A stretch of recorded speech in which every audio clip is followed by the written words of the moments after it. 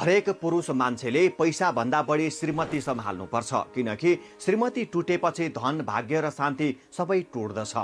पैसा कमाएर घर चलाउन सकिन्छ, तर मन टुटेकी श्रीमतीले घर चल्दैन, किनकि श्रीमती केवल भान्साको जिम्मेवारी होइनन्, उनी घरको मुटु हुन्। उनी मुस्कुराइन् भने घर उज्यालो हुन्छ, उनी चुप भइन् भने घरमा मौनताको चिसो पर्छ।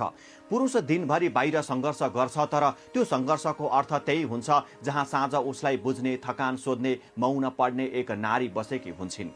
श्रीमती कमजोर देखिए पनि भावनाले सबैभन्दा बलियो हुन्छन्, तर यही भावनालाई व्यवस्था गरियो, अपमान गरियो, समय नदियो भने उनी बिस्तारै टुट्छिन्। र श्रीमती टुट्नु भनेको केवल एक महिला दुखी हुनु होइन, त्यसले पुरुषको भाग्य, घरको शान्ति, बच्चाको भविष्य र पुरुषकै आत्मबल चुपचाप कमजोर हुँदै जानु हो।